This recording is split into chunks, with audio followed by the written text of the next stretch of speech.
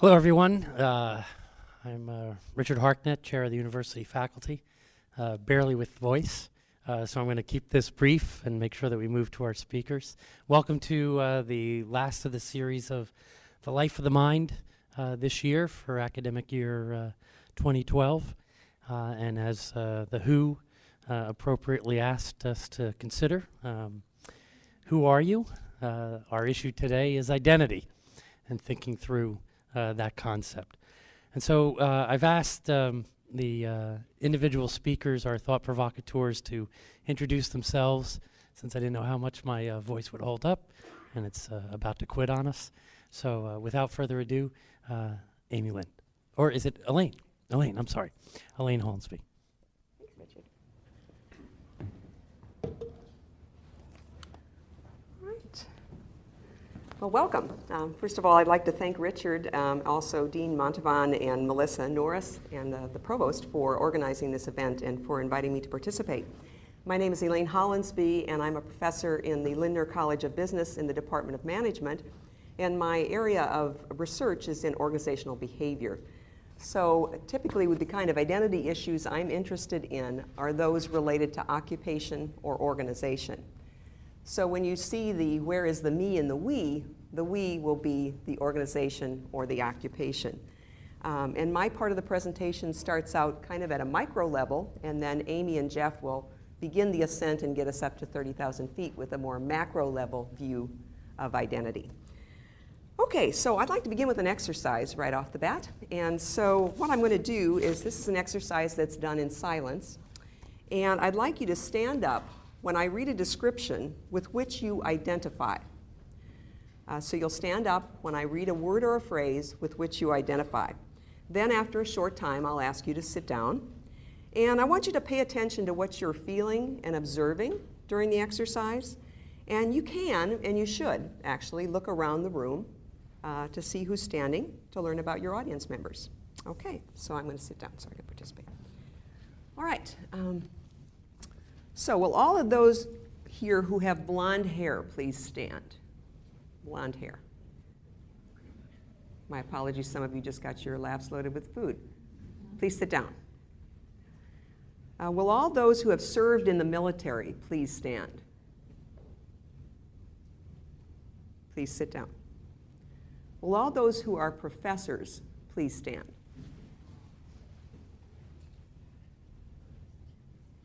Please sit down. Will all those who are a wife please stand? Please sit down. Will all of those who have green eyes please stand? Please sit down. Will all of those who prefer to live in or ever have lived in a small town or on a farm please stand? Please sit down. Will all those who are Chinese please stand? Please sit down. Will all those who screw off jar lids for others please stand? Please sit down. Will all those who ask others to screw off jar lids for you please stand? Please sit down. Will all those who are a brother please stand? Please sit down. Will all those who played golf by the time you were 15 please stand? Please sit down. If you've ever had a job that most people would consider dirty work, please stand. Please sit down. If you like to garden, please stand. Please sit down. If you're a Christian, please stand. Please sit down. If any of you grew up hearing your parents talk about not having enough money for food, please stand. Please sit down. If you're a member of a book club, please stand. Please sit down. If you're a victim of war or terror, please stand. Please sit down. If you're 40 to 49 years of age, please stand. Please sit down. If you've regularly attended productions at the conservatory, please stand. Please sit down. Well, okay, the purpose of this exercise was twofold. First of all, each word I read is in some way identity related. And so I'm hopeful that it gets you in the frame of mind of thinking about your own identity.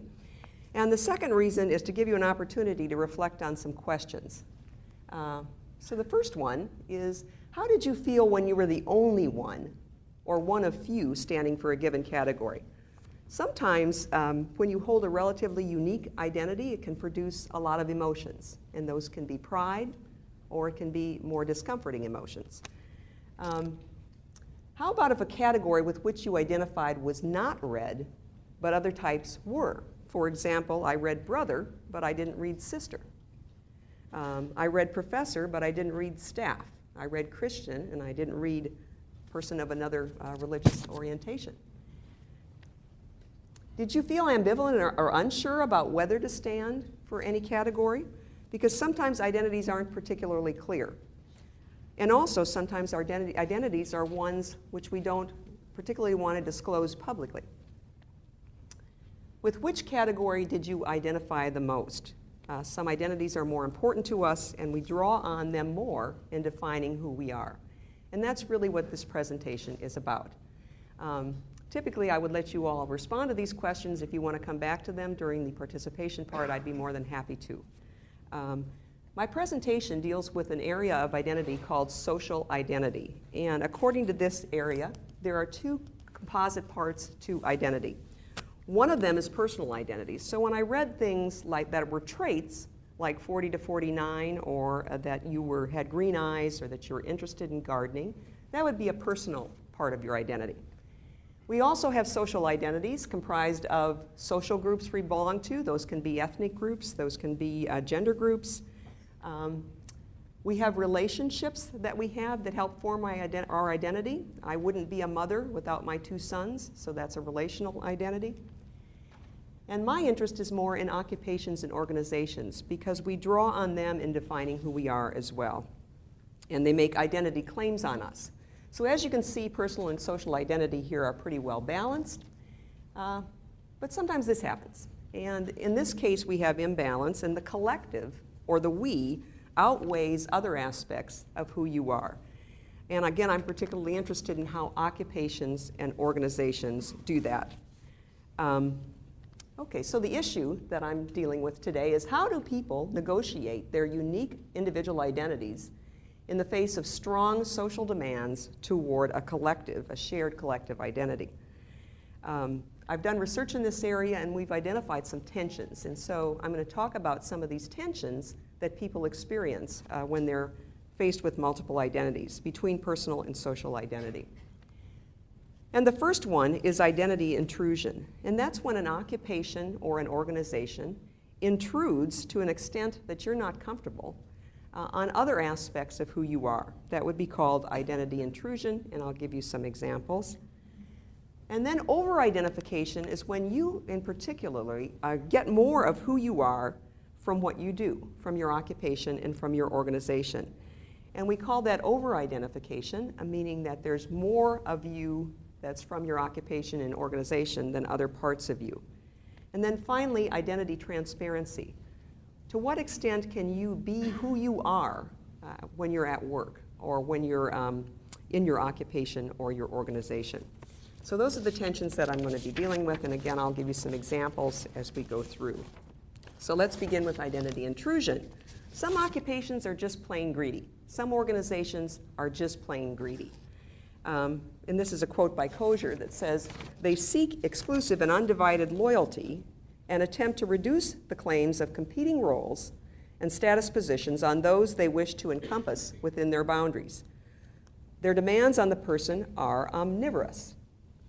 So the nature of the occupation or the nature of the organization to some extent contributes to how well you can balance identities.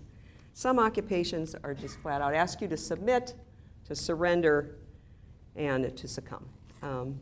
So to describe the second tension, which is over-identification, I'm going to begin with a description of identification.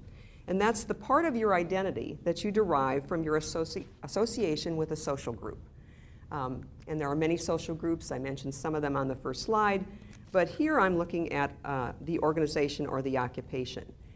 And identification is the extent to which there's overlap between your identity and the social group's identity.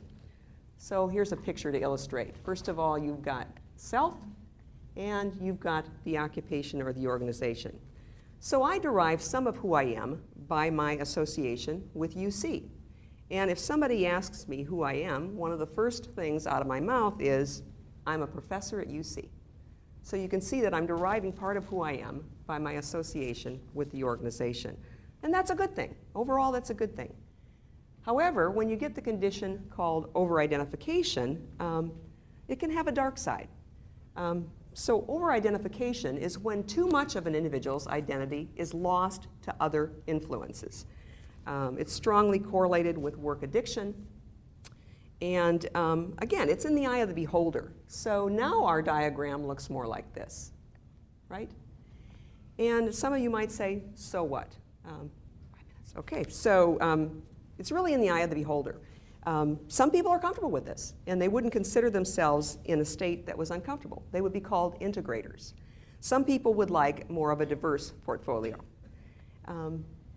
Any Star Trek fans in the crowd? Anybody knows the Borg from Star Trek? Okay. Well, the Borg in Star Trek is a fictional organism that tries to assimilate anyone with whom it comes into contact. And here's a quote. We are the Borg. Lower your shields, surrender your ships. We will add your biological and technological distinctiveness to our own. Resistance is futile. There is no me, only we. And here's Captain Picard being assimilated, I assume. I've done work with the Episcopal Church for the last 10 years, and I have two colleagues who I work with, Matthew Sheep from Illinois State and Glenn Kreiner from Penn State. And they're an ideal population in which to study this balance between personal and social identities. First of all, they can marry, unlike Catholic priests. And one priest told us one time, there's 2 times I stood up before an altar and promised to put that thing first in my life. One was ordination, and one was marriage. So they balance identities to a particularly interesting extent. Some of you might have followed in the news a couple weeks ago, there was an athlete, Junior Seau, who a former pro football player, who was found dead of a presumably of suicide. Obviously, there were a lot of factors involved, but I was impressed by the number of quotes that talked about this idea of over-identification. Well, here's one from our priests. It's like when you build a wall and it all depends on one brick. If you pull that out, it all comes tumbling down. Over-involvement in the parish, doing too much, doing too many things, having all my creative thoughts go into what would be nifty to do in the parish, not having any energy left to think about any other part of my life. So you can see there, the idea of having one brick is an interesting one. And here's Junior Seau. And in the press, a lot of the comments about his life went something like this. My favorite player is dead. I always worried about how someone as passionate about football as Junior Seau would handle life after football. I wondered if there was anything he could do to fill the void players face after the cheering stops. He was troubled trying to find his lot in life after football. Again, over-identification, pull one brick out. Identity transparency, again, is the extent to which you feel you can be yourself and be in your occupation. Sometimes that's called passing. So not being able to be yourself or the real you to different stakeholders in your life.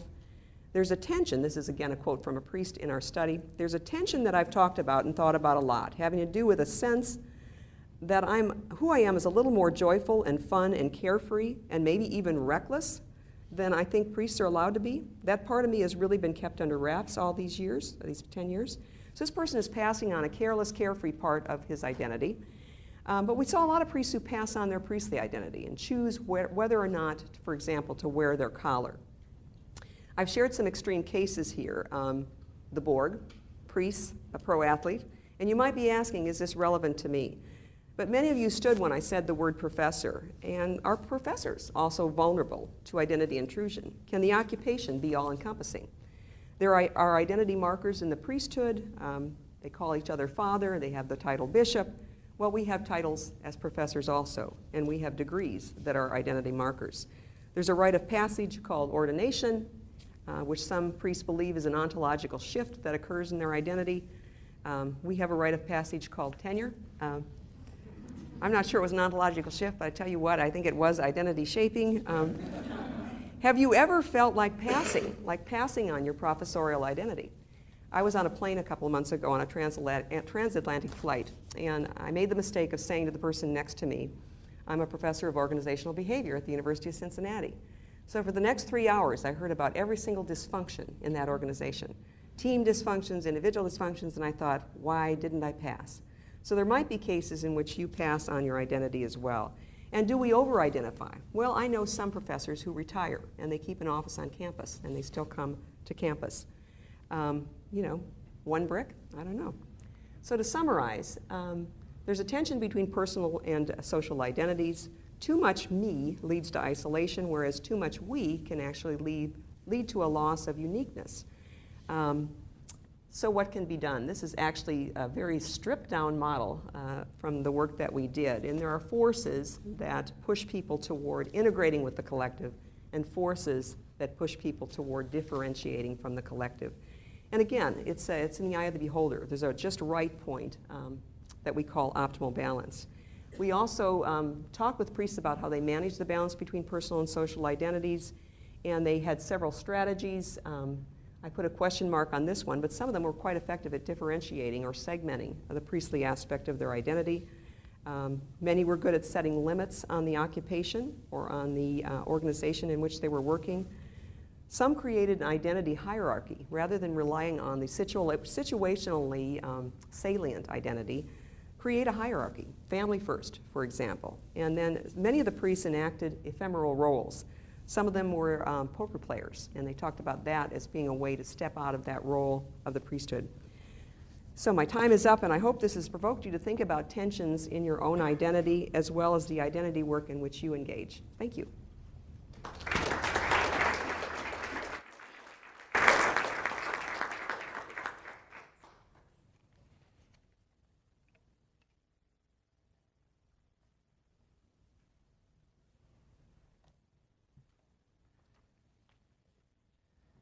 Good afternoon.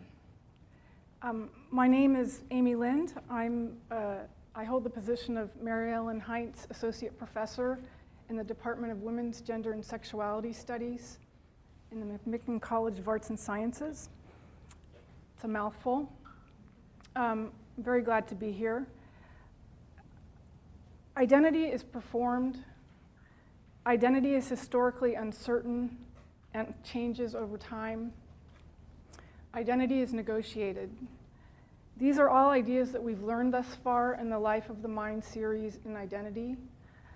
As an interdisciplinary social scientist who studies processes of globalization and development in the Americas and in the global South, I think about how identity is both an embodied experience and historically and culturally constructed. I also think about how notions of identity are embodied in broader processes of structural change. Identity is to some extent shaped by the conditions we're born into, yet identity is something we constantly negotiate, actively express, and signify with new meaning over time. We conform to identity at times, the Borg being an extreme example of that. We resist or re-signify identity at other times. In this way, I'm interested in thinking about the relationship between identity and structure, or how people's subjective experiences of their identities arise out of a broader set of conditions, yet also how people negotiate those broader sets of conditions. Identity is mediated through culture, through economic markets, through discourse, through politics. Who are you? You are not yourself. These ideas about who we are come out of historical processes by which ideas about gender, ideas about race, ideas about sexuality, the family, religion, nationality, have been in very concrete ways constructed through science, through various modernization processes that shape in many ways who we are today. In this sense, identity is constantly changing and it's constantly under dispute. Again, a theme that I think was brought up in the last Life of the Mind series on identity. As Judith Butler says, identity is performatively constituted by the very expressions that that are said to be its results, by the very ways in which we express ourselves on a daily basis, from the moment we wake up in the morning to deciding what we wear, to how we present ourselves to the world. These are ways in which our identity is performed and how we perform our identity. Body politics is central to this idea of thinking about identities and how identity is affected by broader processes of change and how we respond to those broader processes. Body politics are the practices and policies through which powers of society regulate the human body. Gives us this idea that bodies and identities are themselves battlegrounds, right?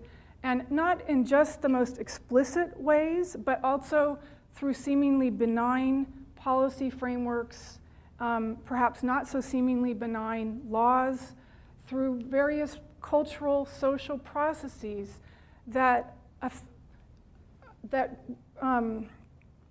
draw upon ideas of identity that are under dispute. So if one feels unrepresented, then certainly those processes are not benign. And certainly this has been the center, this has been a battleground historically for a very long time and continues to be in the present day when we think of the various kinds of ethnic conflict, religious-based conflict, the so-called war against women in the United States. The meanings that we give to identity are very much at the center of these broader struggles. So to think about this scale matters. And why does it matter? If we think about sovereignty, if we think about westernization, consumerism, colonialism, globalization, nationalism, and certainly in recent years, the idea of national security, citizenship, all of these broad processes are very much related to the embodied and tangible, intimate aspects of everyday life. And certainly people who have felt excluded from these broad processes in one way or another have brought that to our attention, right? So how and why do people respond to broad structural change? People's embodied experiences shape their responses to change. This can occur in a number of ways. It can occur through resistance. It can occur through conformity.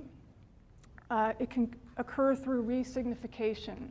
That is, giving new meaning to old societal norms or to hegemonic norms in a way that we appropriate a hegemonic meaning and make it our own. We reclaim identities, and we certainly see this occurring in social movements all the time. So just to give you a couple of examples from my own research in Latin America, one of the most well-known examples is that of the mothers who have fought for the reappearance of their disappeared children in the context of military authoritarian regimes. The mothers of the Plaza de Mayo in Argentina are by far the most well-known group of women who did not consider themselves politically active in any sense of the word, who lost their sons and daughters, husbands, family members, community members, neighbors, in the so-called dirty war in Argentina from 1976 to 1983, when approximately over 30,000 people were disappeared. These women were courageous enough to go out into a public space, the Plaza de Mayo, which is right in front of the presidential palace, to march in pairs of two, because at that time it was illegal to march in more than pairs of two, or to convene in more than groups of two. 2 by 2 by 2 by 2, adding up to thousands of mothers who would arrive to the Plaza de Mayo, put on their handkerchiefs, have the names of their disappeared children embroidered on their handkerchiefs that they wore as scarves, holding photos of the disappeared, making a claim on motherhood, right? Mothers as protectors of the nation, but mothers as politically active citizens who wish to remake the nation. They did not dress like this at home. They arrived at the Plaza de Mayo, put on their tea dresses, performed their motherhood as a way to challenge the authoritarian state and as a way to essentially remake the nation. Another kind of example has to do with how beauty standards become terrains of dispute for much broader struggles concerning sovereignty, westernization, and globalization. In an example from Ecuador, where I've done a lot of my own research, Miss Ecuador 2009, very much a kind of Western, northern standard of beauty. And on the other side, you see a protest of a group of indigenous women who protested the Miss World pageant, which I think is a Donald Trump pageant, that was held in Quito, Ecuador in 2009. So you see there, and certainly in the protest, it was not just about gender, it was about a variety of issues that had to do with identity in a post-colonial context. More broadly in Ecuador, we see a very interesting example that we're seeing throughout the region of the shift to the left. 2/3 of the region has shifted away from the global kind of hegemonic economic model, has a way to seek sovereignty for nations, and has a way to seek an alternative to neoliberal policies. Rafael Correa, who's pictured in the upper left corner, the president of Ecuador, who's a trained economist, is one amongst many leaders who have, in a variety of ways, attempted to create a different kind of economic sovereignty for the nation. What you see on the right side is a manifestation of people supporting Correa and this project, people who have had hope for a new kind of nation. At the same time, there has been resistance in that process. Not everyone has been included. Once again, whether it be right-wing, left-wing, capitalist, socialist, or some combination thereof, people are often not always represented in a national project. In this case, this just happened in March of this year. There was a so-called March for Life, where over 10,000 indigenous people and their allies marched from the Amazon region of Ecuador to the capital city of Quito, which is quite a long march, to protest the Correa administration's development policies, specifically as they have affected indigenous communities. The indigenous community once again, or communities, once again feels left out of the nation state's project. So what can we draw from these examples that I've highlighted, kind of the gender and the ethnic aspects of both marginalization, resignification, conformity to, and resistance to hegemonic norms that are based on ideas about identity and embedded in these broader processes? Well, first of all, our subjective experiences of identity shape how we respond to structural change. I always think of how two individuals who come from very similar backgrounds, one might feel marginalized or discriminated against, the other person might not. How do we account for those differences? This has to do with subjectivity as well as what's happening in terms of these broader material, social conditions.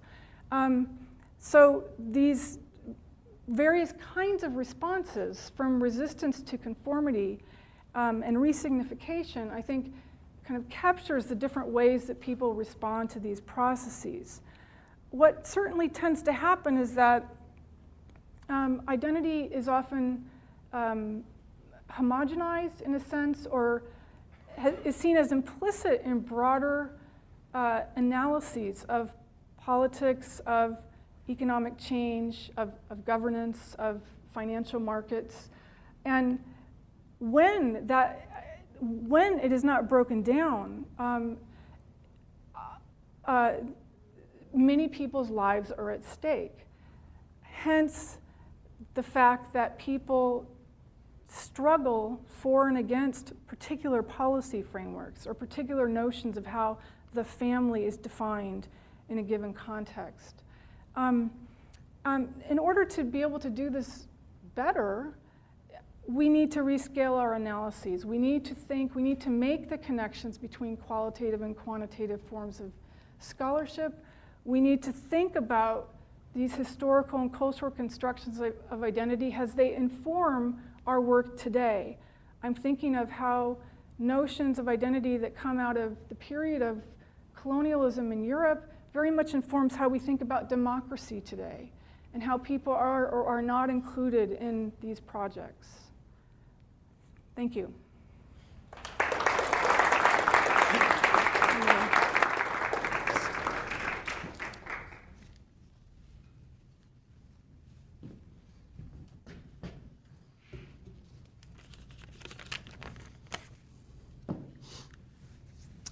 Well, good afternoon, everyone. I have the same cold that Richard did, so we'll see how I do here. Thank you all for coming. It's a great honor to be here. I'm Jeff Timberlake of the Department of Sociology. I'm an assistant professor in that department. I'd like to thank Richard and the whatever selection committee there was for inviting me to be here. It's a great honor.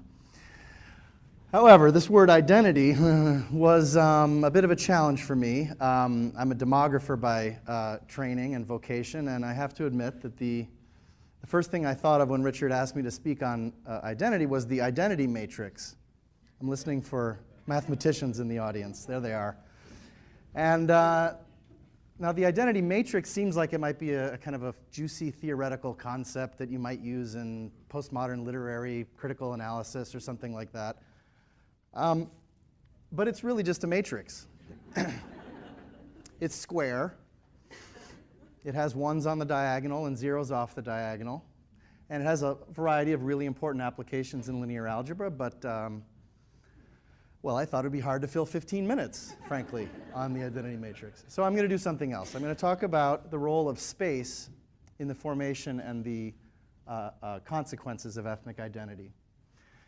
And the punchline is that I'm going to argue that ethnic identity is deeply spatial, and when I talk about space, I mean actual space, territory on the earth, rooted to the ground, not a sort of a head space or something esoteric like that. And I'm going to argue that it affects two things. First, it affects the capacity of human beings to produce socially meaningful collectivities, groups.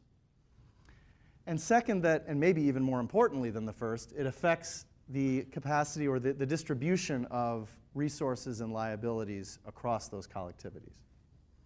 So what I'm going to be arguing is that space acts either as a metaphorical kiln, which hardens boundaries around groups, or as a metaphorical crucible.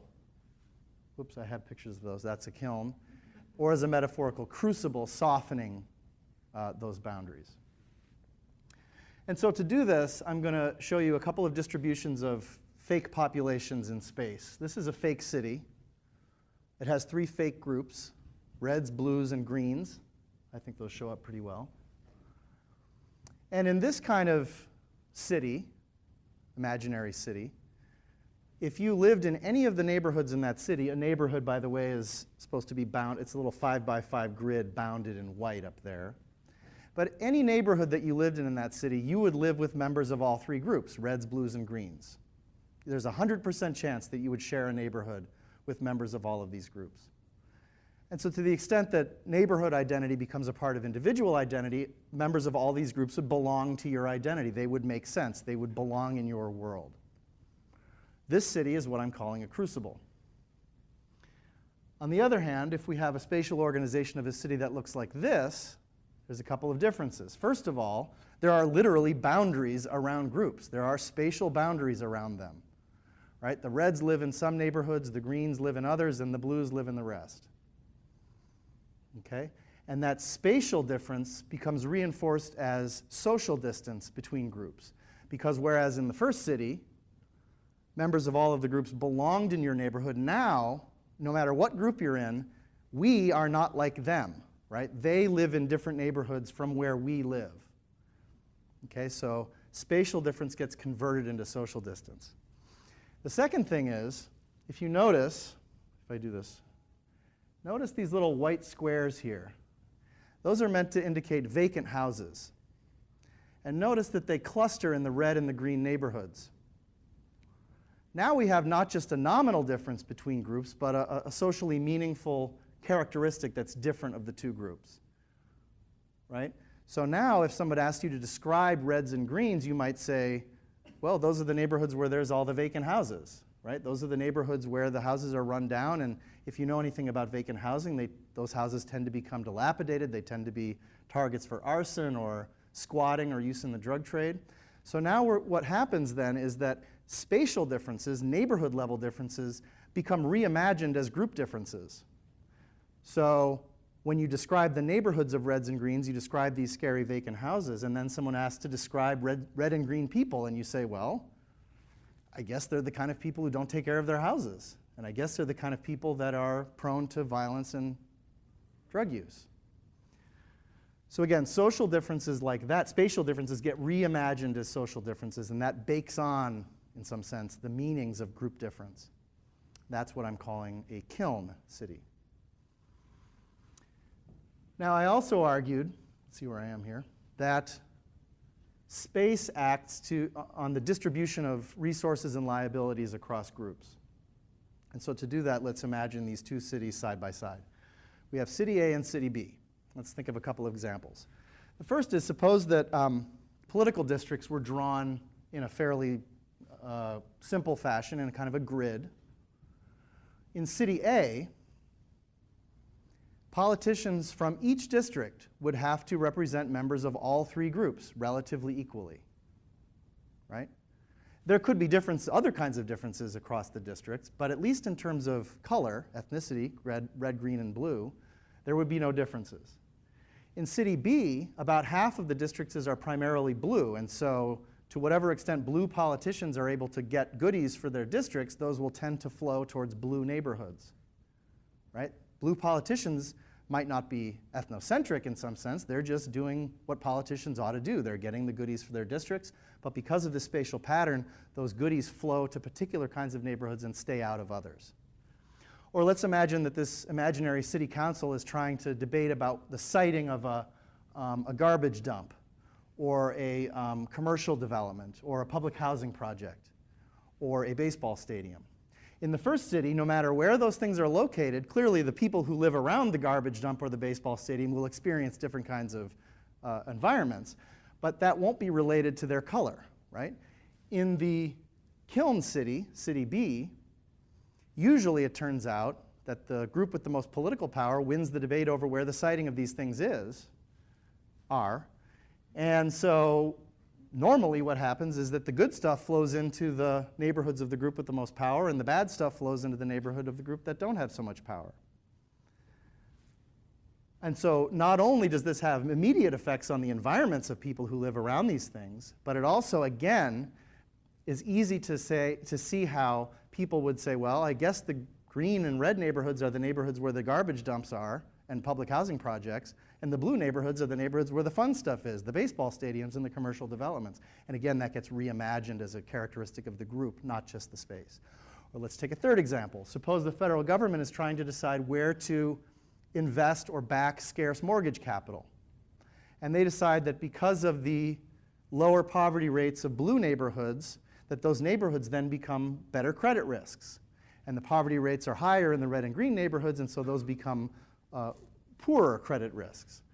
And so that ends up flowing capital into blue neighborhoods and keeping it out of red and green neighborhoods. And many of you may know this is precisely what happened during a crucial 30-year period from about 1935 to 1968, and even later for private mortgage capital. The federal government, principally the Federal Housing Administration, relied on so-called residential security maps to determine where to provide scarce capital.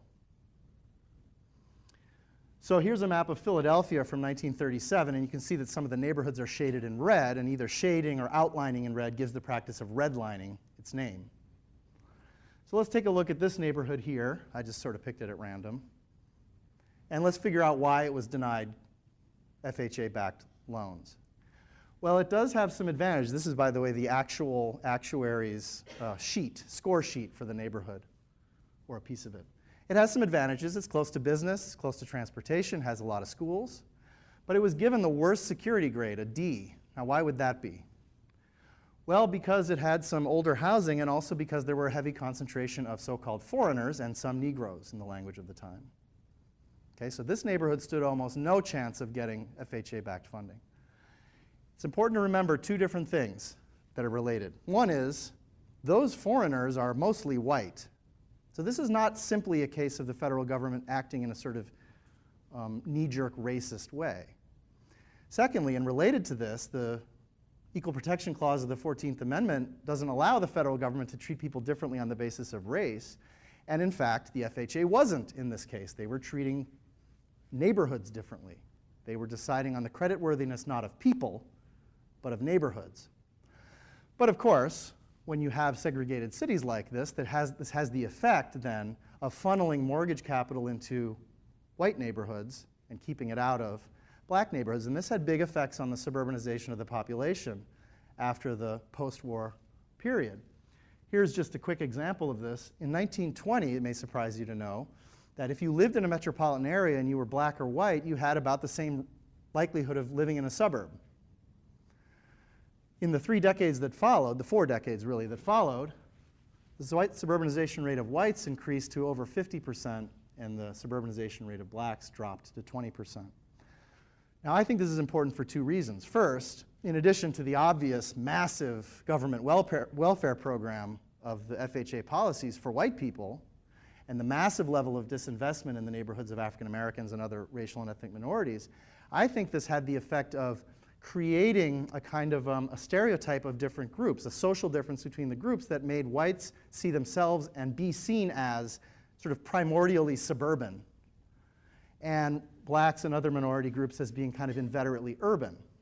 And because these stereotypes are not real in a kind of an ontological sense, doesn't mean they're not socially real, right? As the British social anthropologist Richard Jenkins would say, just because ethnicity is imagined doesn't mean it's imaginary, right? Okay, so let me conclude with a few practical thoughts. I've argued that space not only reinforces group boundaries, but it also affects the distribution of goods and liabilities. And I think one thing to talk about in terms of what we can do about it is to say that there's a certain sense in which ethnicity is going to be fairly intransigent. There's not a real strong sense that ethnicity will just disappear as a thing that people know about or see or view themselves as. And I think this idea of the intransigence of race as a particular category of ethnicity is best expressed by that greatest of latter-day satirists, Stephen Colbert, who has a recurring bit on this subject. He says, "I don't see race. People tell me I'm white, and I believe them because," and then he has a variety of ways of filling in the blank. And I've culled a few from months of arduous late-night research for you today. The first is he says, "People tell me I'm white and I believe them because I belong to a whites-only country club. Or because police officers call me sir. Or because I'm scared of black people. And my personal favorite, people tell me I'm white and I believe them because I own a lot of Jimmy Buffett albums." So again, I don't think it's likely or even really desirable to sort of somehow try to erase ethnicity. I think it would be at best quixotic and at worst kind of counterproductive, because at least if we recognize ethnic differences, we can design social policies that might ameliorate the differences. And so there are a number of possibilities of these kinds of policies, but they all have to do with the idea of breaking the link between the fact of ethnicity and the consequence of ethnicity, or between what I'm calling nominal and consequential identity. And so there's a variety of ways we could do this. We can change hearts and minds. Clearly, over the last 20 or 30 years, there's been a real effort to make people sort of more supportive of diversity and more recognize ethnic difference more, and I think that's all been terrific. I also think that clearly anti-discrimination policy is really important in housing and employment.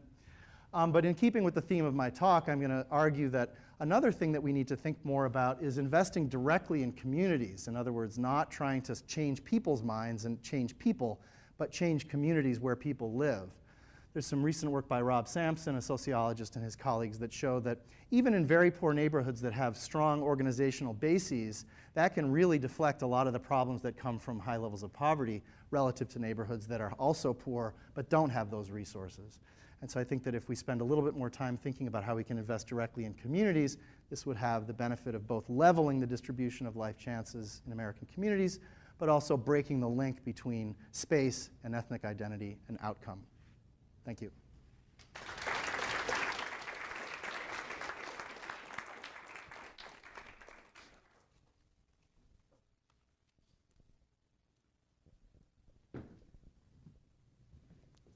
So let's see if my voice can project something out of here.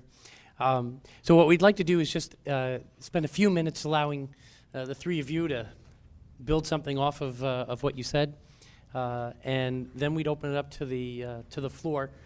We are streaming this live, so we'd ask that you just raise your hand. I'll run the microphone over to you, and if you could just identify yourself and ask your question, I'll just run around the room. And that way, those of us that are watching on the web can join in on the Q&A. So I just let me say wonderful presentations, and if I had more voice, I'd ask questions, but I'll defer to you guys chatting and then opening up to the floor. Well, I have a thing, but if you have a thing, you can start. I have a thing, but you go first. Well, I was noticing that there were obviously three fairly different presentations, which was good, and the point of this whole thing, I think, but one of the commonalities was the commonality of identity. In other words, identity just exists, and so in some sense, I almost would ask the opposite question to all of us, which is, if everybody has it, and it's just a thing that you all have, why does it matter so much? I mean, if it's not something that you can do much about, you can't force yourself not to have an identity, either an individual one or a group level one. Maybe it's not where we ought to be looking. Maybe we ought to be looking somewhere else. In other words, at larger forces that act on people. So I'll ask the tough question maybe, which is, maybe this is not a good panel. Maybe it's not important. Defend yourselves. Defend yourself. That seems to contradict what you just told us about. It absolutely does. And in fact, I was finding it interesting to think about, particularly in your presentation, Jeff, how when you were talking about suburbanization policies and processes and how they create social groups, that is in a sense a different way of what I also think about in my work, is that relationship between kind of who we are, how we think about ourselves, and then how these broader processes, in a sense, construct us as well. Going down to the micro level, I would say that identity is important because it drives your values, it drives your attitudes, and it drives your behavior. And so because of the effect of identity on how people behave, it becomes an interesting topic, because then it does lead to social level issues. And one of the things I thought was interesting, I think, and particularly in yours, Jeff, is this idea of boundaries between, well, you had boundaries around neighborhoods. And in a certain sense, my presentation has boundaries around identities. And some identities are more permeable. They let people in, traverse across the boundary. So I think boundary theory is an interesting thing to lay on our presentations too, and how thick or thin a boundary is, or how permeable or impermeable it is. And I think your metaphor is useful in that regard. Yeah, I should say that you're right. I mean, despite trying to get us not to think it's important, I do. But yeah, I mean, some of what I did for this talk was go back and read about some identity theory issues, and that idea of boundaries is really important. That's how I got the idea of sort of an actual boundary. Sometimes they're the boundary between where the city ends and the suburbs begin, and sometimes they're more permeable within cities, neighborhoods, and stuff. And so, but yeah, they're always identities are always sort of a dialectic between either you as a person or a group and they or the other people, right? And so I think it's Frederick Barth who talks about how identities are always constructed at the boundaries, right? right between where you end and they begin. And so I guess that maybe another link is that there are larger forces, either spatial or political, that kind of affect how people are able to navigate these boundaries. But again, if it's sort of like, I guess the challenge is more,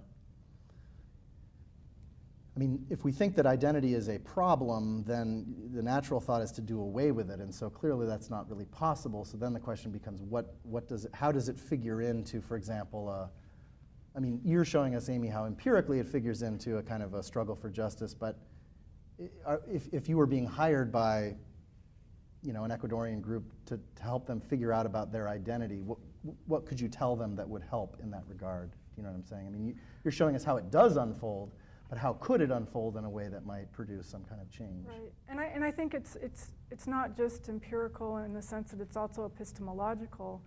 And so just to give an example from Ecuador, it's about decolonizing identity, which is precisely the term used by the state itself, but also by various groups of people to think differently about how their group identities can be constructed in a more positive and productive way, such that they are linked to processes of redistribution, such as they are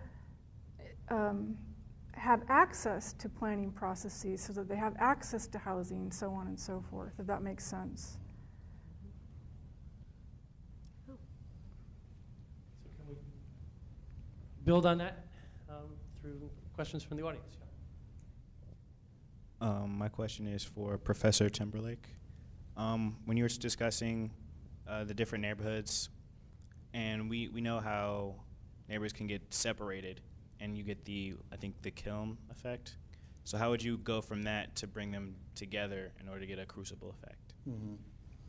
Well, that's the, yes, that's the part of the talk that I elided and did not.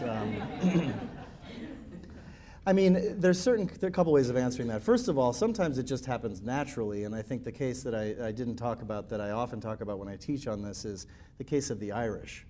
There are some images of Irish people from 1850 that look precisely like images of African Americans from 1930. They are dressed up in peasant clothing. They look like they have ape features. They're viewed as either being menacing or slow-witted, one or the other, kind of. And so the Irish were a group that were terrifically segregated, horribly treated in the mid to late 1800s. But they sort of capitalized, I argue, on the fact that they actually kind of were white. They were really hard to tell apart from, let's say, British people. And so they sort of moved from the kiln-looking pattern, the one where they were sort of segregated, to a much more kind of dispersed pattern. So that does happen historically for some groups, and has happened. There's a big argument in sociology right now about how this will happen with Latinos, whether or not it will, whether there will be kind of whether Latinos will sort of become, in the US, will become kind of like the Irish or Hungarians or Poles or Germans, or whether they'll sort of turn into another kind of racially marked group. And there's a debate on this. For African Americans, I mean, the problem is very difficult because I mean, some of the identity theory stuff that I was sort of re-looking at, it really does talk an awful lot about the importance of observables, about how when you have physically different looking people, it becomes extremely easy and efficient a way of kind of separating people in space. And so historically that was done at the point of a gun, right, the separation. I think that the most optimistic view, I think, is that as time just kind of rolls on, there will be an increasing, just at the margins of groups, there will be an increasing kind of tolerance on the part of whites to, quote, allow blacks into their neighborhoods, and an increasing willingness of African Americans to move into white neighborhoods and sort of blend a little bit. But it's not I mean, this is the pessimistic part of the way I think about it, that I think it will take quite a long time for a pattern that's as starkly different for African Americans and whites to turn into one that looks more like, say, the Irish experience. So I'm afraid I don't have much of an answer for you, but that's the best I can do.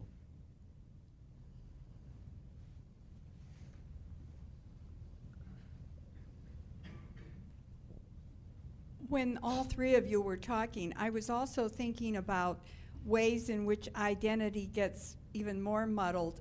For example, at least I've read in the more popular press about a growing number, and I've observed it too, growing number of, I don't know if we want to say interracial, intercultural marriages, which is something, which has been going on, probably from time immemorial, because I can say, when my parents married in Gary, Indiana, one was from Croatian background, one was Lithuanian, and that was called a mixed marriage. And, I've observed, growing numbers, like I taught the history of India, of Indians and, East Indians and, say, British, American, and a variety of other people marrying.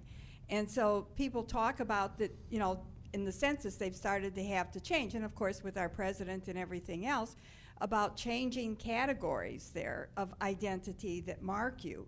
And so I think that that's something. And then I was thinking of transgender people, because gender, I think, is a big marker of identity. What's appropriate in the era when I grew up for a woman to be doing was not to go and get a PhD.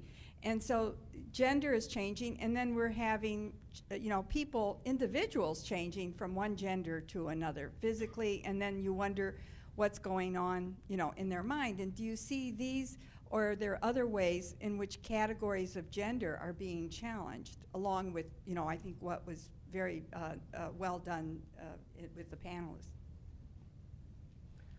I have one example that immediately comes to mind of what's been happening in Ecuador, which is with the redrafting of the Constitution in 2008. Very central to that entire process, and one of the things I've been looking at are the debates within the Constitutional Assembly and how they came up with the language that's now in the Constitution about the family. The family was very central to discussions relating to all of these different aspects of governance and development. And what happened is that the family was redefined to not only include families based on blood or kinship relations, but it's a much broader definition of the family that includes non-kinship relations, that is based on alternative logic, and that's the language that's used in the Constitution. And the interesting thing about that is that came from, in part, the migrants' rights movement, because since 2000, over 2 million Ecuadorians have migrated to Spain and to other places because of the economic situation in the country, out of a population of 14 million. So the migrants' rights movement is very strong and is trying to legally define a family in a transnational sense, literally using that term.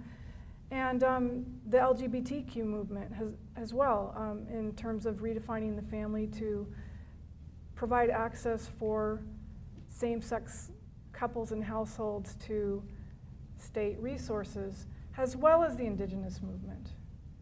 So the family became literally kind of disputed on a national stage in that process. So yeah, I'm just agreeing that gender is very central to that process. Taking off a little bit on the sexual orientation part, or transgendered people, one of the things that's been interesting at an organizational level in the Episcopal Church is their decision a few years ago to ordain their first gay bishop. And we've looked at the organization in terms of how it's adapted, or how it's tried to adapt to that major policy shift. And it's really been interesting. They've broadened who they define themselves as, and now they're like this umbrella and more inclusive. But there's a certain segment of the organization that disidentifies with that and really has pretty much walked out the door, and they've gone to a conservative position. But that particular event, produced a lot of soul searching about organization identity at the organizational level. And then, of course, they ordained they consecrated their first presiding bishop, who is also a woman. And they've had a lot of discourse about how that affects who we are as an organization and what's central and distinctive and enduring about us. Nothing, a lot of good conversations about that in the church.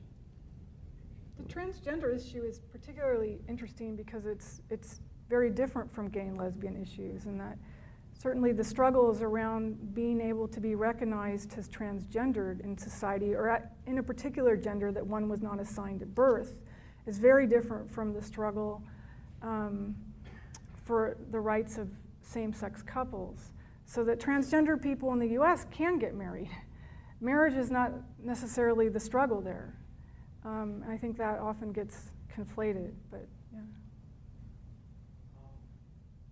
I guess I have the mic.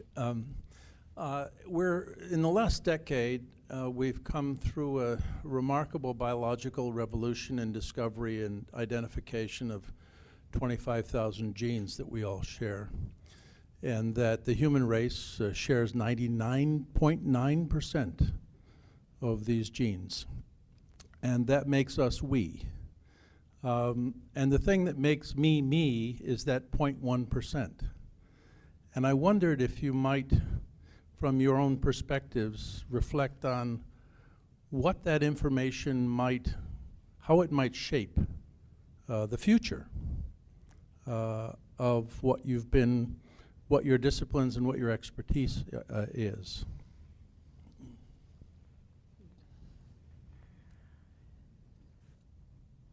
You want to go? Sure. Well, I think it's an excellent question, not just because of, I mean, it may be a little debatable how broadly that information will sort of disseminate throughout the publics, but nevertheless, I mean, from my point of view, the thing that I have been most interested in and was most interested in when I was given this assignment was the linkage between group identity and oppression, and a particular form of oppression that Marx and his followers talked about. And so, you'll see where this is going in a second. The idea is that if you can figure out a way to hoard all the good stuff for yourself and not let the other people get the good stuff, you need a way to figure out who's you and who's they. And so it's clear, I think, that kind of pre-scientific or genome revolution views of what race were an extremely efficient way of doing that. It was just, if you wanted to figure out who belonged and who didn't, man, it would be great if these people looked different from us, right? And so that way of producing racial and certainly sex differences in access to good stuff, that was a tremendous boon to people. But it's not as though those are the only ways you can do it. There can be very, very, quote, sort of racially homogeneous, countries and sort of that sort of thing where there can still be these differences. But the point is, there has to be some way to figure out who's in and who's out. And so the reason, what I think then with your question is that part of me is pessimistic in that I will just say, well, the urge or the incentive to exclude is so strong that even if we know that African Americans are no different from whites genetically, or we'll just either forget about that and continue to do it, or there'll just be some new way of coming up with who's in and who's out. And I do think that physically observable characteristics like race and sex are really, really powerful forces for this kind of differentiation.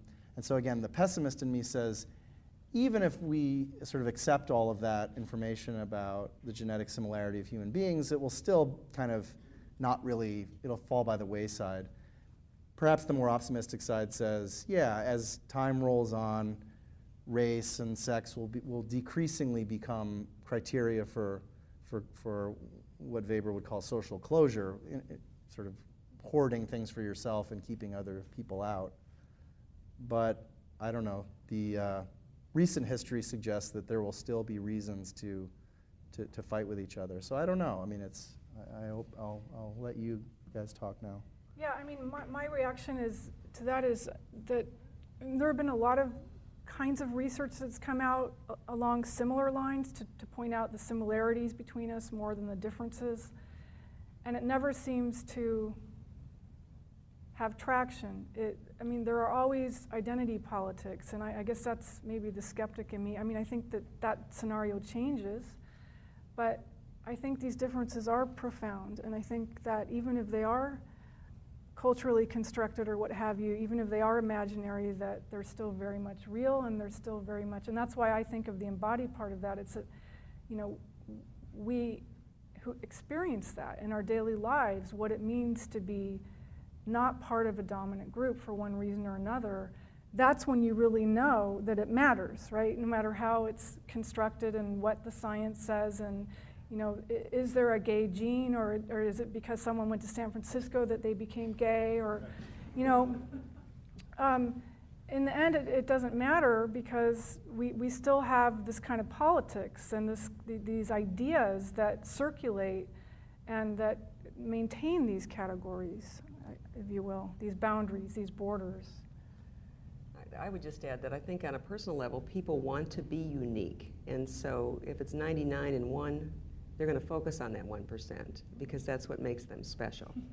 And when they're special, then that categorization processes allow people to see what's special about them as much as it does involve putting people in boxes. So my guess is with that information, they'd focus on the 1% still. And I'm kind of along the lines of what Jeff was saying. Good question, interesting question. I'm fascinated by this idea that identity is, at least to a degree, spatially constructed. And I wanted to return to your idea of the A-type city. Is that an ideal city, or does it still exist? Is an historical model that it's on the way to extinction? I am from Florence, Italy, not Kentucky.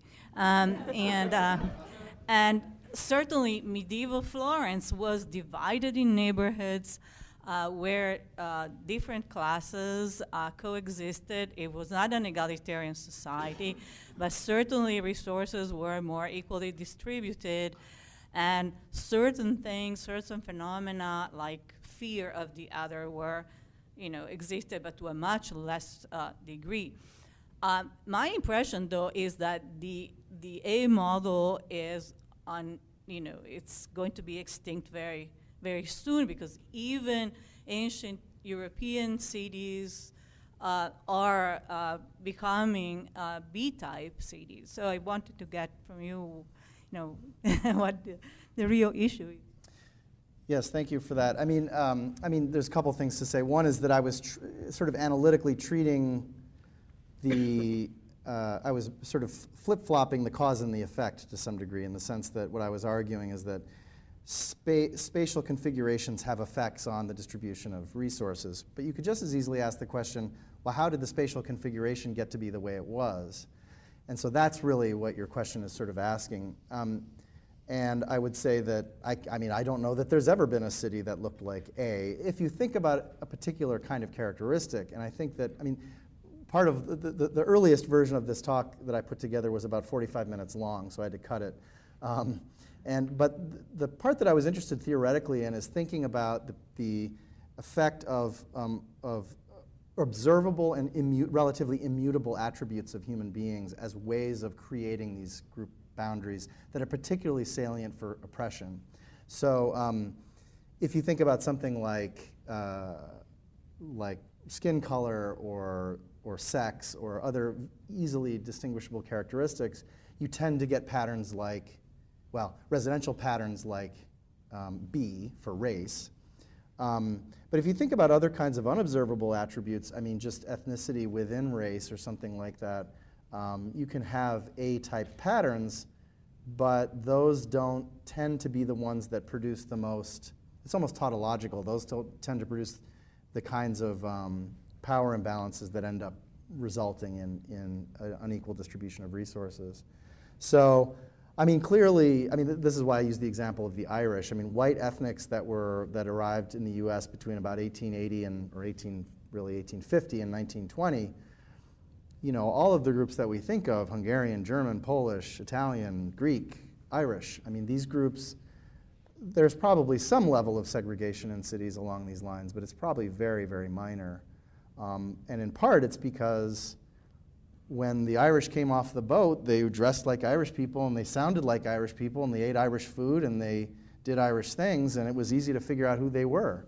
And if they were cordoned off in Irish towns, you could figure out where the Irish people were. But as the generations went by, it became harder and harder to figure out who was an Irish person, and it sort of lost its salience. And so this is back to a question about intermarriage, by the way. You can imagine a world in which there's such high rates of intermarriage, racial or ethnic intermarriage, that we become this kind of seamless, brown-skinned people. And I guess that's conceivable, but I think that would take an extremely long time to happen. The short version of the answer, it's too late for that now, but the short version is that on certain kinds of characteristics you can have A-type cities, but when you're thinking about very visually distinguishable and somewhat immutable characteristics of people, you tend to get, I think, patterns like B. We'll have one more question from the floor and then leave some time for reception in the back, and you can continue conversation with our speakers. So I'm a graduate student in music education, and in education, and especially in musical ensembles, we have a conflict between an attempt to respect the individual identities of the students and an attempt to encourage, or in some cases even impose, a group identity in the classroom or in the ensemble. And all of your presentations seem to me to touch on that sort of in different ways, and so I'm sort of interested to hear your opinions of where that balance point is, or where the appropriate balance point is, or how that process takes place. Good question. You know, I think that that's a tension that exists in a lot of organizations too, where you've got people who want to be uniquely who they are, yet you've got an organizational mission, or you've got organizational rules or norms that try to get people to conform to a certain way of doing or way of being. But the very richest organizations are the ones in which they allow people to just be, and to allow people means in which they can express that uniqueness or that individuality. I don't know if this relates to your music group, but you know, the priests that I studied, in a lot of ways, were trying to find ways that they could segment themselves from the priesthood, because they wanted people to see them as something besides just the conglomerate. And I would think in music that would be especially important, because that's where the creative spark comes from, that person that's going to be willing to do something that the group doesn't want to do. I don't know, it's an interesting tension, and I think it's a tension that affects a lot of organizations as well as smaller groups. So, I tend to think of these questions in a very broad way, but certainly I think of the recognition of difference as being very important, right? Not just a struggle for equality, but a recognition of difference.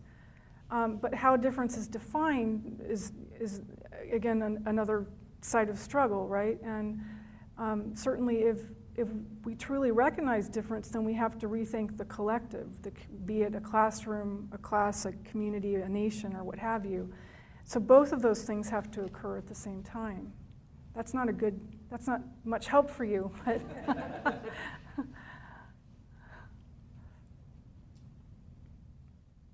Okay, so I'd like to transition to a reception here. Just two quick notes. First of all, I just really want to thank all of you for attending today. And there's a lot of familiar faces, folks that have taken part of the entire series. And I hope that this is sort of meeting people's expectations, that it gives us an opportunity to hear the thoughts and work of the quality that we have here at UC. And that's what we were trying to put on stage, is our colleagues, to get us to think a little differently. The steering committee, excuse me, I'll get through this. The steering committee has been hard at work, and we've outlined next year's series. So just to give you a quick plug, the fall semester theme will be security. And in the spring of 2013, we're going to take on a small topic, death.